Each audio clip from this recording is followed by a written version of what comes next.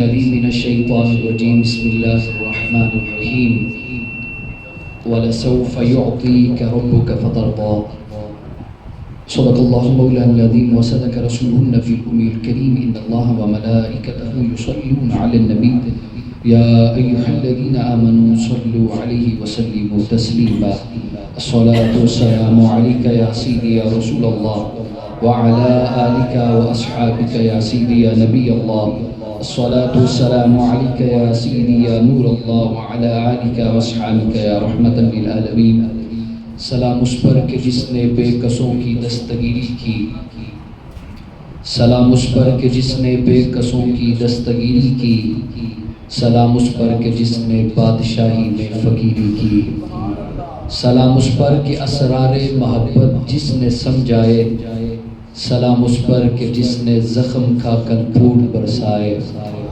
سلام اس پر جو سچائی کی خاطر دکھ اٹھاتا تھا، سلام اس پر جو بھوکا رہ کے اوروں کو کھلاتا تھا، سلام اس پر جو دنیا کے لیے رحمت ہی رحمت ہے، سلام اس پر کہ جس کی ذات فخر آدمیت ہے، سلام اس پر جسے بے چین رکھتی فکر امت کی، سلام اس پر کہ جس کے پاس ہے کنجی شفاعت کی، سلام اس پر کہ جس کو عرش پر رب نے بلایا تھا، سلام اس پر کہ جس کو اللہ نے جلوہ دکھایا تھا، سلام اس پر جسے صدیق سا ساتھی میسر تھا، سلام اس پر جو عمر فاروق جیسوں کا بھی راہبر تھا، سلام اس پر کہ تھے داماد عثمان و علی جس کے، سلام اس پر کہ تھے نجم خدا سبھی ساتھی جس کے۔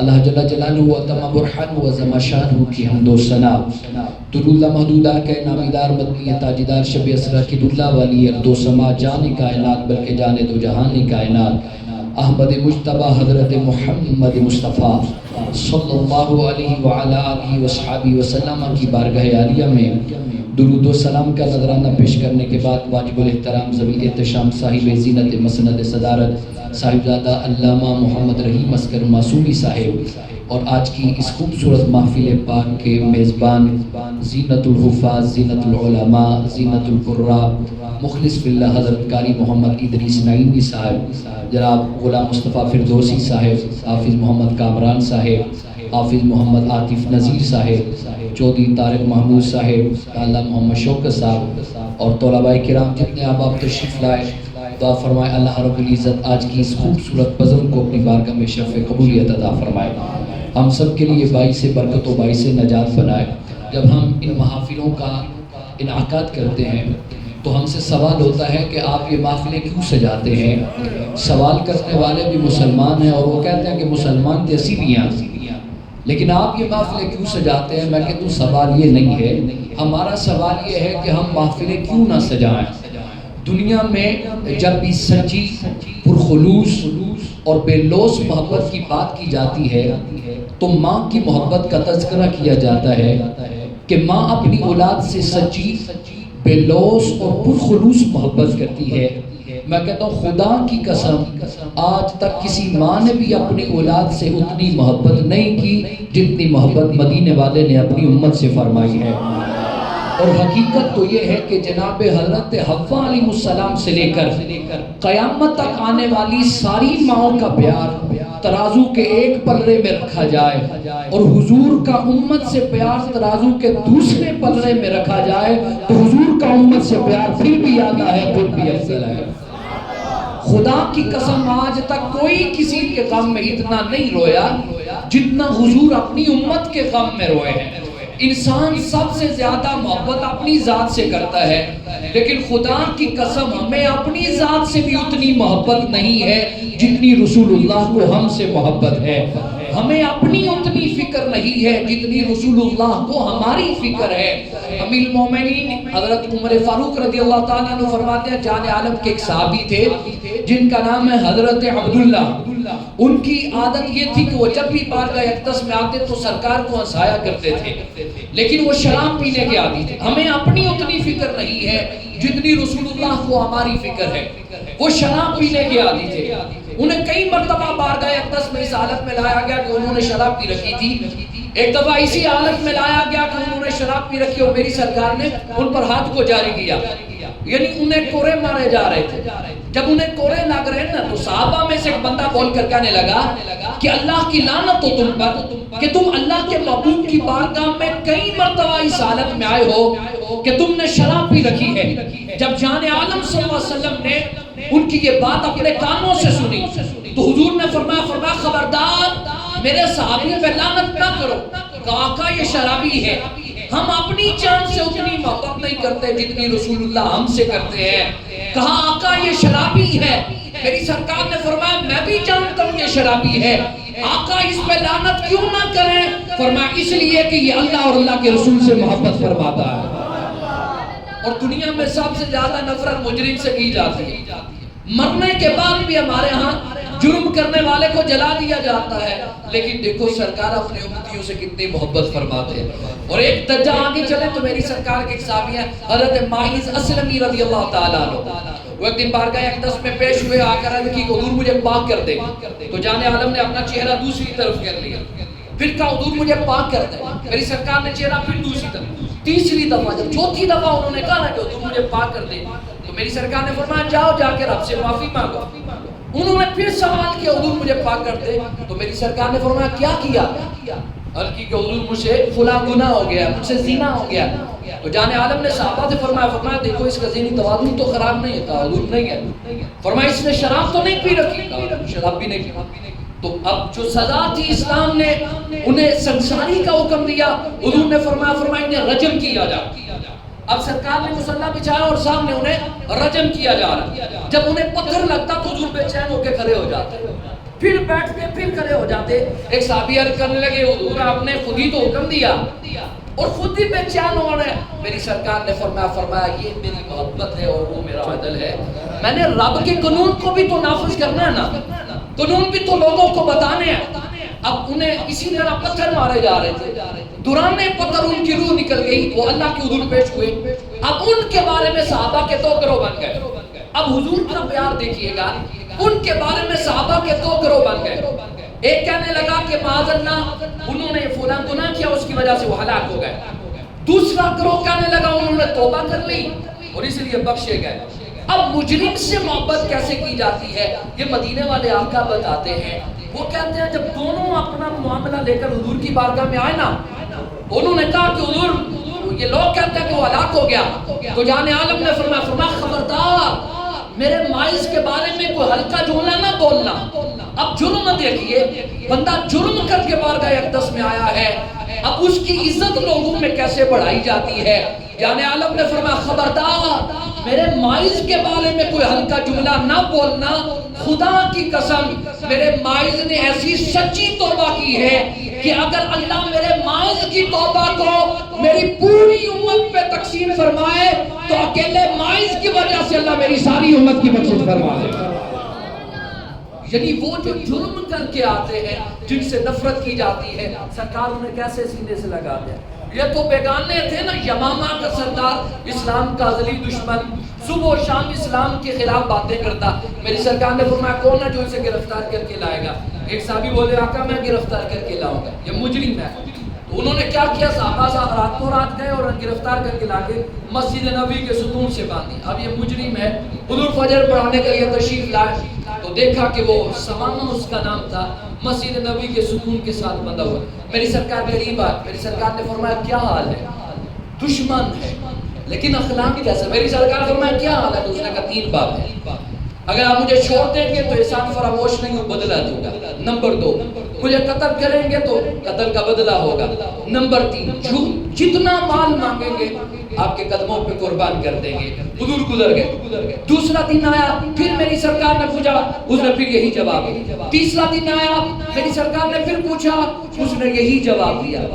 کافی آگے جا کے حضور دوبارہ واپس تشریف لائے اور میری سرکار نے فرمایا سمامہ کی رسیاں کھول۔ اب وہ جو دشمنوں کے نرخے میں ہو، جب اسے رہائی کی چٹھی مل جائے تو اس کی خوشی کا اندازہ کوئی نہیں۔ اور جب ان کی جو رسیاں کھولی گئی نا تو عقیدت کے ساتھ انہوں نے مسجد نبی کے پان والے دروازے کی طرف دوڑ لگا۔ حضور صحابہ کے درمیان تشریف فرما ہو گئے، تھوڑی دیر گزری تھی، سمامہ پھر مسجد میں داخل ہوا۔ اب داخل ہونے کا انداز اور تھا، اب نظریں بھی جھکی ہوئی ہیں، اور اب سر بھی جھکا ہوا ہے اور سر کے ساتھ دل بھی جھکا ہوا ہے. دور سے آتے ہوئے میری سرکار نے دیکھ کر فرمایا ثمامہ میں نے تو تجھے آزاد کر دیا, اب کیوں آئے ہو؟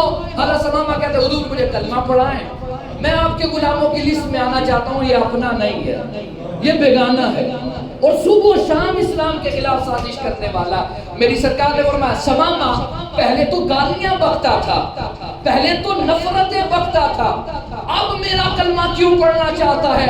ثمامہ نے جو جواب دیا کلیجے کو ٹھنڈ پڑتی ہے. ثمامہ ہاتھ جوڑ کر کہتے ہیں حضور مجھے آپ کے اخلاق نے مول لیا, میرے دل نے گواہی دی. ثمامہ جو نبی اپنے دشمنوں سے اتنی محبت کرتا ہے وہ اپنے غلاموں سے کتنا پیار کرتا ہوگا. کہا میرے دل نے گواہی دی ہے, میرے دل نے گواہی دی ہے, جو دشمنوں سے اتنی محبت کرتا ہے 3 دن رکھ کے میرا کچھ نہیں کہا حضور مجھے. اور پھر کیا لوگ کہتے ہیں مسلمان بھی ہنسی بھی ہیں, عید میلاد نہیں مناتے. ان کا جواب جناب ثمامہ نے دیا, کہا حضور میں خطاب کرنا چاہتا ہوں آپ کے صحابہ کو. تو میری سرکار نے فرمایا کرو. 3 باتیں انہوں نے بیان کی. پہلی بات کہا حضور بات سچی یہ ہے کہ اسلام قبول کرنے سے پہلے اگر دنیا کے مذاہب میں سے سب سے زیادہ کسی دین سے نفرت تھی تو معذرت دین اسلام سے تھی, لیکن اب چونکہ دل میں ایمان آ گیا اور ایمان نام محبت رسول کا ہے تو اب دنیا میں سب سے زیادہ محبت دین اسلام سے ہے. آقا اسلام آج بھی لوگ مکے جاتے ہیں تو عمرہ کر کے واپس آ جاتے ہیں, مدینے نہیں جاتے. کیوں نہیں جاتے؟ کہتے ہیں مسلمان جیسی ہیں. جواب ثمامہ نے دیا. ثمامہ کہتے ہیں آقا خدا کی قسم اسلام قبول کرنے سے پہلے دنیا کے جتنے بھی شہر ہیں ان شہروں میں سے سب سے زیادہ کسی سے نفرت تھی تو وہ معدل آپ کے شہر مدینہ سے تھی. لیکن اب چونکہ دل ایمان میں آیا ہے اور ایمان دل میں آ گیا ہے اور اب میری یہ حالت ہے کہ جنہوں ویک کے اکھیاں ٹھر دیا نے, جنہوں ویک کے ٹھردا سینہ ہے, ربا تیری ساری خدائی نچوڑی کوئی شہر بری نہ. اور پھر کہا آقا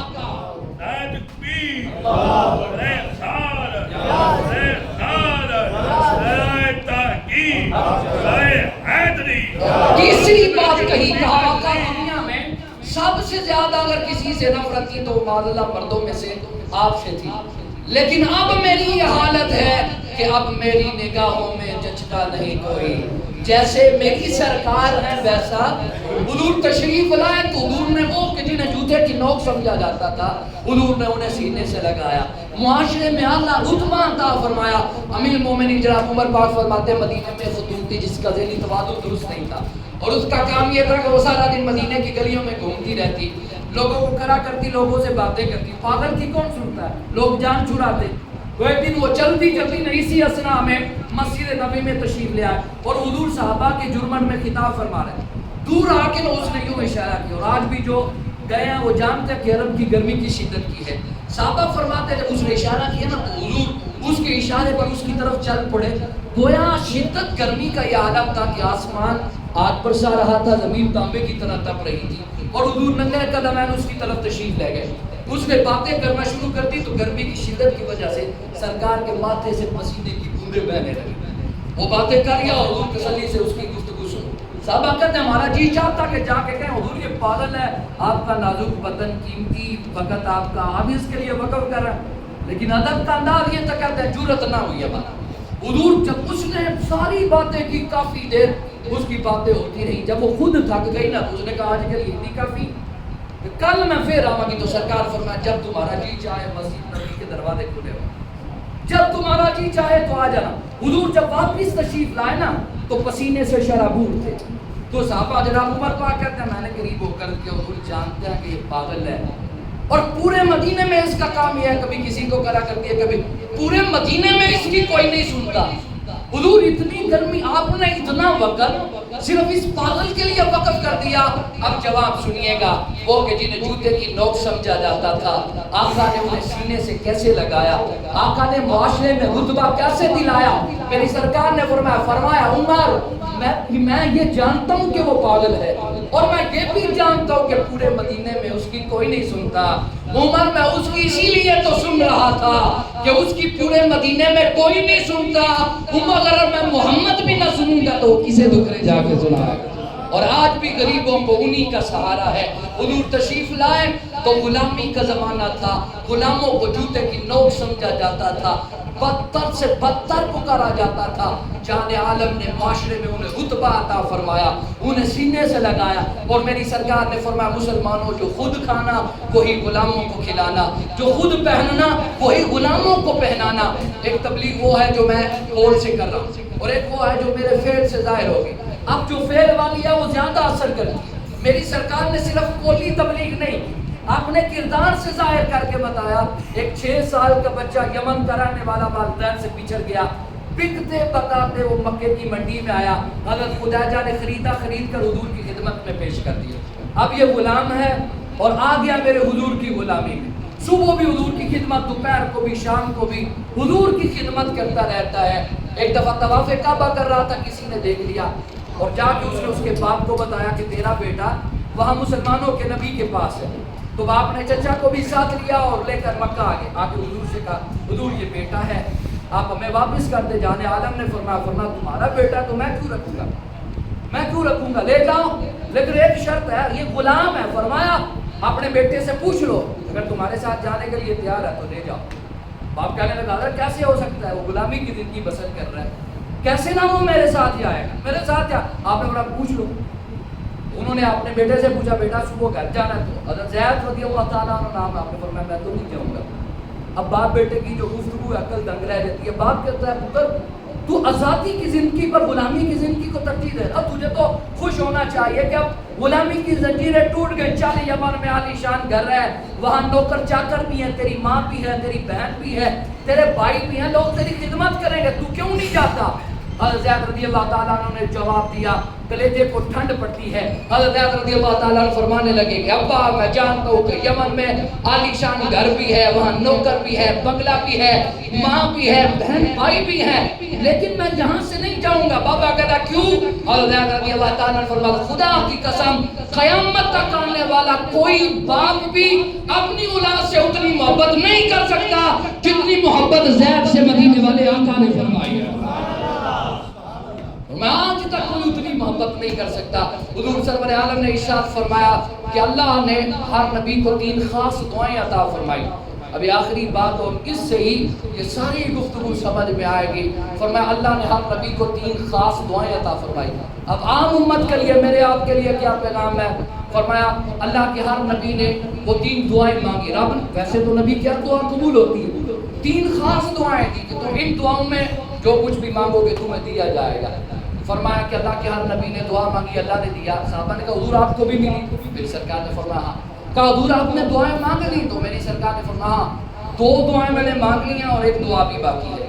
کہا حضور آپ نے ان 2 دعاؤں میں جو یقینی طور پر قبول ہیں آپ نے اپنے رب سے کیا مانگا؟ میری سرکار نے ارشاد فرمایا میں نے ان دونوں دعاؤں میں اپنے رب سے اپنی امت کی بخشش کا سوال کیا۔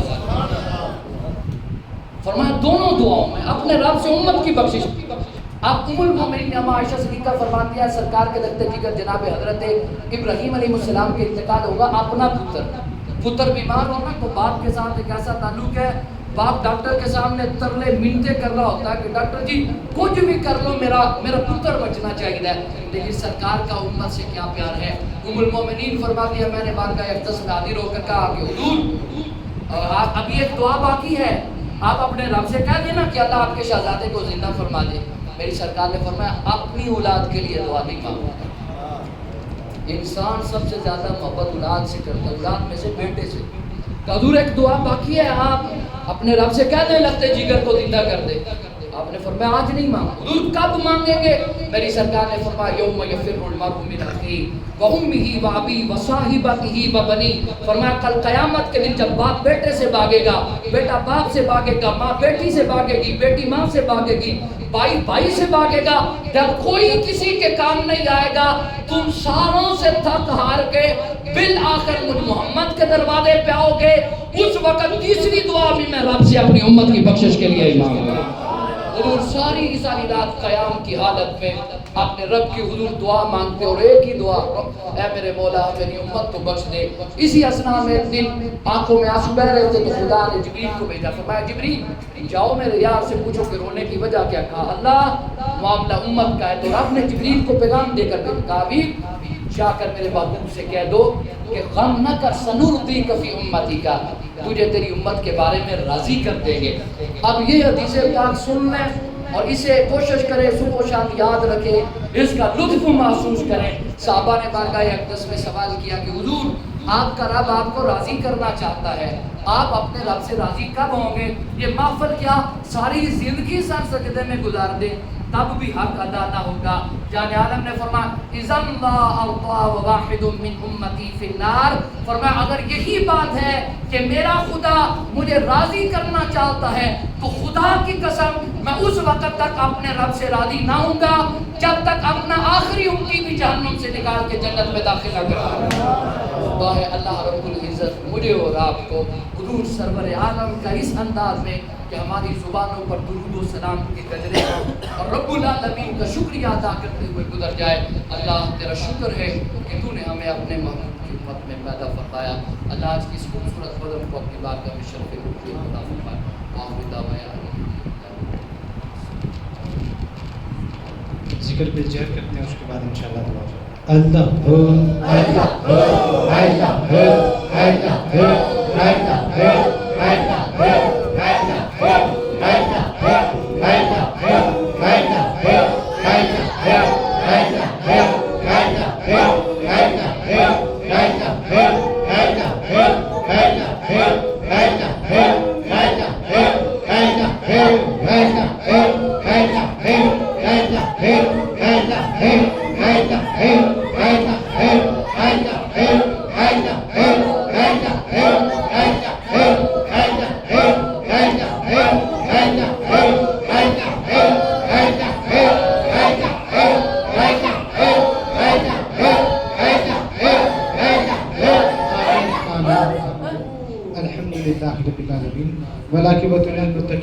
والسلام علی سید الانبیاء والمرسلین۔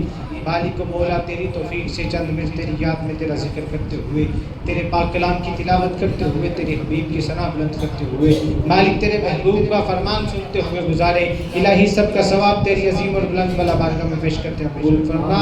الہی سب کا ثواب حضور نبی کریم رؤوف الرحیم مدینہ کے تاجدار صلی اللہ علیہ وآلہ وسلم کے بیت المقدس میں ہدیۃ تحفۃ تبرکۃ عزت پیش کرتے الہی قبول فرما۔ مالک 1,24,000 کو پیش انبیاء اکرام صالحین شہیدان کربلا شہیدان اسلام کے روح کو سال کرتے ہیں، قبول منظور فرما۔ حضرت آدم علیہ السلام سے لے کر آج تک جتنے بھی مرد مومن اور دنیا فانی کو چھوڑ چکے، مالک سب کے ارواح کو پیش کرتے ہیں، قبول فرما۔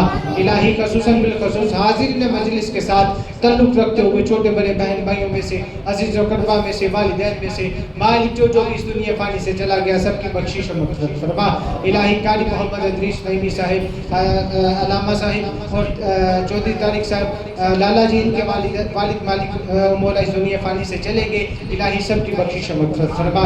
الہی سب کی قبر کو جنت کے باغوں میں سے باغ بنا۔ الہی اور بھی دیگر جس کے ساتھ جو بھی تعلق رکھتے ہوئے چھوٹے بڑے بہن بھائیوں میں سے، عزیز و قربا میں سے، مالک جو بھی اس دنیا فانی سے چلا گیا، الہی سب کی بخشش و مغفرت فرما۔ الہی سب کو آقا کریم صلی اللہ علیہ وسلم کی شفاعت نصیب فرما، سب کی قبر کو تحت نگاہ تک وسیع بنا۔ الہی خصوصاً بالخصوص الحاج حکیم اصغر علی معصومی رحمۃ اللہ تعالی علیہ آپ کی روح کے سال کرتے ہیں، قبول و منظور فرما۔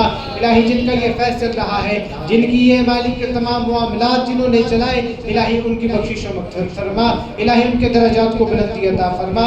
الہ العالمین ان تیرے پاک بندوں کی نسبت سے الہی ہم سب کی تمام مشکلات کو آسان فرما، تمام پریشانیوں کو دور فرما۔ الہی جو قرضے میں مبتلا ہم کو قرضے سے رہائی عطا فرما۔ الہی جو دکھ تکلیف میں مالک ان کو دکھ تکلیف کو آسان بنا۔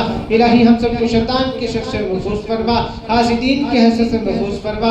शरीरों के शर से महफूज फरमा, जालिमों के जुल्म से महफूज फरमा। मालिक व मौला हम सबको अपने यहाँ 5 वक्त सर झुकाने की तौफीक अता फरमा, जो बेज़िक्र हमको जिक्र करने की तौफीक अता फरमा, जो बेनमाज हमको नमाज पढ़ने की तौफीक अता फरमा, जो बे औलाद हमको औलाद लेना अता फरमा। इलाही हम सब पर अपनी खास करम नवाज का रहमत अता फरमा।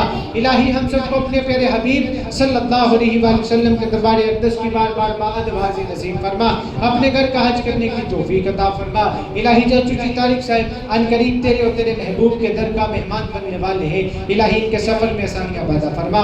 इलाही हम सबको भी बार बार अपने महबूब के दर की बाद बाजी नसीब फरमा। इलाही दिखा दे वो मदीना ऐसी बस्ती है मालिक जहाँ दिन रात तेरी रहमत बरसती है। इलाही गुलाम मुस्तफा फिरदौसी साहिब के हमरा मालिक सफर कर रहे हैं, इलाही उनके सफर में भी आसानियां पैदा फरमा। इलाहुल आलमीन बच्चों ने ये महफिल पाक का इनेकाद किया, मालिक इनके इल्म में अमल में बरकत अता फरमा। इलाही इन सब के रिज़्क़ में बरकत अता फरमा, इन सब के घरों में अपनी रहमत और बरकतों का नुज़ूल फरमा। मालिक हम सबको रिज़्क़ हलाल कमा कर खाने की तौफीक अता फरमा, रिज़्क़ हलाल अता फरमा, उसमें वुसअत अता फरमा। आका करीम सल्लल्लाहु अलैहि वसल्लम से पक्की सच्ची मोहब्बत अता फरमा। जिए ईमान पे खात्मा ईमान पे हो। मालिक व मौला उठे हुए हाथ फैली हुई झोलियां अपनी रहमत से माला माल फरमा। इलाही जब हम सब के इस दुनिया में आखिरी लम्हा हो, तेरे प्यारे हबीब सल्लल्लाहु अलैहि वसल्लम का दीदार हो, जब कब्र में जाए तो हुजूर को देख के पहचानना नसीब फरमाना, हशर में शिफाअत मुस्तफ़ा नसीब फरमाना, हौज़ कौसर पे जामे मुस्तफ़ा नसीब फरमाना, जन्नत में रिफ़ाक़त मुस्तफ़ा नसीब फरमाना। मालिक उठे हुए हाथ फैली हुई झोलियां अपनी रहमत से माला माल फरमा। हमारा दिल हमारी जुबान अपने जिक्र से शादमाल फरमा। सल्लल्लाहु तआला अलैहि व सल्लम।